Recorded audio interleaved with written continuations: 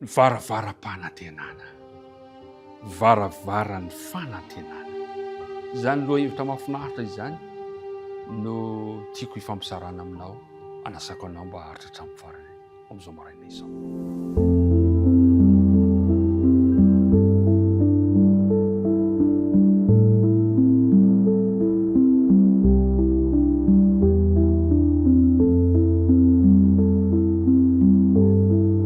Miaraba antsika amin'ny anarana Jesosy Kristy Tompo, tafahoana soa tsara indray, mifanatry tava eto isika, hiaraka andinika ny tenin'Andriamanitra. Ny fiadanany tompony ho aminao sy ny ankonanao, ifanofaofatana isika tompoko. Ndeha ary hanondrika ny lohantsika isika, hivavaka miloha izany dinidinika izany. Jehova rainay any an-danitro, tsara indrindra ianao ary mpanao ny tsara. Ny fahatsarana rehetra dia efa nasehonao teo amin'ny fiainanay. Porofony izany izao fiaonana izao, izao fahavelomana izao. Misaotra Tompo ary manome voninahitra anao zahay. Ankehitriny ary raha handinika ny teninao zahay, dia mangataka hatrany ny famelan-keloka sy ny fanadiovana satria mpanota ihany izahay. Ary aoka ny fanena masina kosa ampitoeranao tena tanay, ka tonga ny teny hitondra fitahiana sy voatsara amin'ny fiainan'ny tsirairay avy. Amin'anarana Kristy nangatana ny vavaka. Amen. Varavaram-panantenana. Saika nankivy ny zatra nitranga tao amin'ny Josoa 7 nankivy satria faharesena. Fa eto kosa isika dia misokatra ho anao ny fanantenana. Andeha aloha ho jerentsika indray ilay andinina tao tadidina amin'ny Jeremia 7:10, andininy 10. Izao Jehova no mpandinika ny fo sy mpamantatra ny fo, mba hanome ny olona rehetra araka ny alehany avy, dia araka ny vokatry ny asany. Jehova mpandinika ny fo ny tsirairay avy. Josoa 9 manomboka amin'ny andininy 1 hatramin'ny 7 no toe-javatra anankiray izay manokatra fanantenana ho anao, ho an'ireto vahoaka Israelita rehetra. Zao no voalaza ny amin'ny andininy 1, ilay varavarana misokatra ny fanantenana. Dia ho Jehova tamin'i Josoa, aza matahotra na mivadi-po ianao. Zay ilay fomba an'Andriamanitra mampahery. Ny Andriamanitrao, ny Andriamanitsika, ny Andriamanitro, Andriamanitra mpampahery. Na dia eo aza ny toe-javatra sarotra, vonin'Andriamanitra hampahery ianao. Aza matahotra na mivadi-po ianao.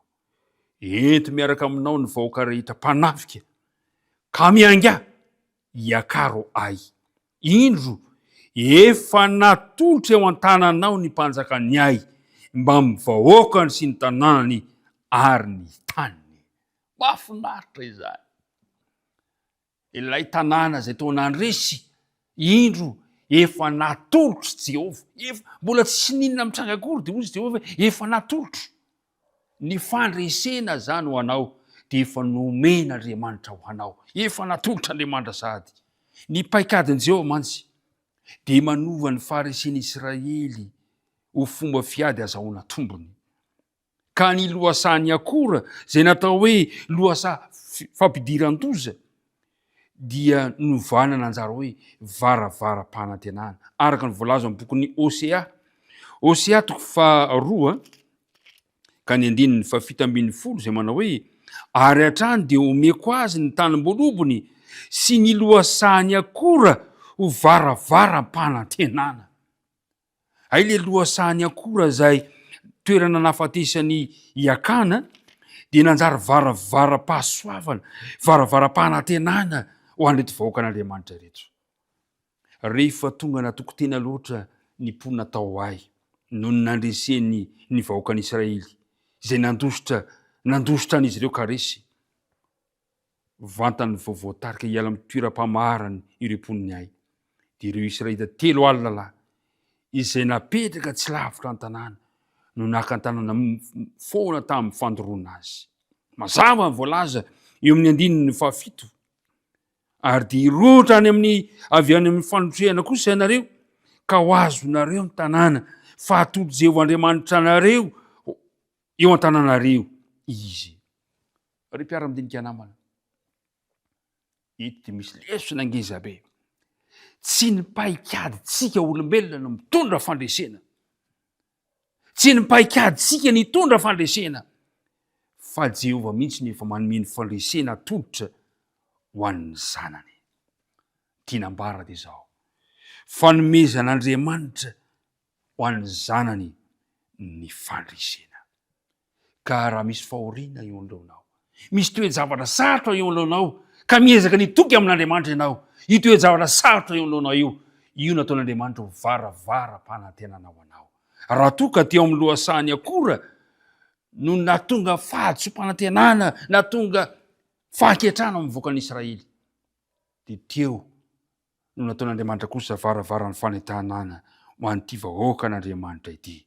Teo amin'ity toerana ity mantsy no nidiran'Andriamanitra nitsihitra ka nanambaran'Andriamanitra fa izy mihitsy ane no mitondra ny ady, izy mihitsy ane no mametraka ny paikady rehetra ahafahana mandresy, fa ny anjarantsika fotsiny, ny anjaran'ny olona manaraka ny taridalana omen'Andriamanitra. Ao amin'ny Josoa 4:8 ka ny 9:11 sy 7:10 dia andeha mba vakitsika ingely teny. Ary rehefa hitan'ny mpanjakany Ai zany dia ny fomaraina koa ny olona tao an-tanàna ka nivoaka faingana hiady amin'izy Israely teo amin'ny tany ny famotona ny tandrifon'ny tany Ai. Dia ny mpanjaka sy ny vahoaka fa tsy fantany fo nisy otrika hamely azy tao ankoatran'ny tanàna, Ary Josoa sy ny Israely rehetra nody resy teo anoloany ka nanao tari-dosotra tamin'ny lalana makany anefitra, dia ny fampiantso hanenjika azy ny vahoaka rehetra izay tao an-tanàna, ary nanenjika an'i Josoa izy ka dia voatarika ho tafavoaka ny tanàna. Ary tsy nisy lehilahy sisa natao Ai, natao Betely, ary tsy nisy nivoaka nanenjika ny Israely, ary nilaozany mbola nivony tanàna ka lasa nanenjika ny Israely izy. Ary hoy Jehova tamin'i Josoa, atondroy amin'ny Ai ny lefona izay iny an-tanànao, fa atolotra eo an-tanànao Ai. Dia natondro Josoa ny tanàna ny lefona izay tiany an-tanany, dia nirohatra faingana ny otrika avy tao amin'ny toerana sy ka niazakazaka raha vantany vao notondron-tanàna, dia nihitra tao tanàna izy ka nahafaka azy ary nandoro azo faingana tamin'ny afo. Ry mpiara-midinika namana, ny fitaovana teny am-pelantanan'i Josoa dia sabatra miendrika antsy fijinjana, fa tsy toy ny sabatra misy toy ny lefona irony, ary tsy nampiasaina ho fitaovam-piadiana loatra izany, ka io no nasain'Andriamanitra nampiasaina izay maneho ny fiandrianan'Andriamanitra, maneho ny herin'Andriamanitra. Eto amin'ity toe-javatra ity dia hitantsika tsara ny fanampian'Andriamanitra andreto vahoaka niatrika ady reto. Niseho indray teto ny herin'ny finoan'i Josoa. Ho Jehova hoe atsangano, atondroy any tanànany Ai ny lefona iny an-tanànao. Nankatoa ny tenin'i Jehova Josoa ka dia natondrony izany, ary dia io no tsy ambaratelo ny fombiazana ny finoan'i Josoa fa hiditra ao an-tsehatra Andriamanitra. Ry mpiara-midinika namana, manakiry atranao ny voaka an'Andriamanitra ankehitriny na iza misy azy, izany finoana izany hoentina mandrisy izao fiainana izao.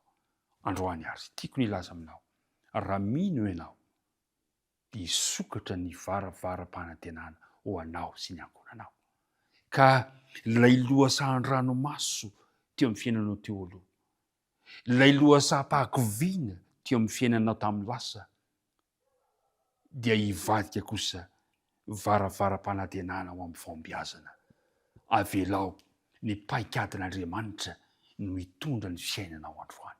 Avelao ny taridalan'Andriamanitra no ekenao androany. Aza mitehitra amin'ny herin'ny tenanao.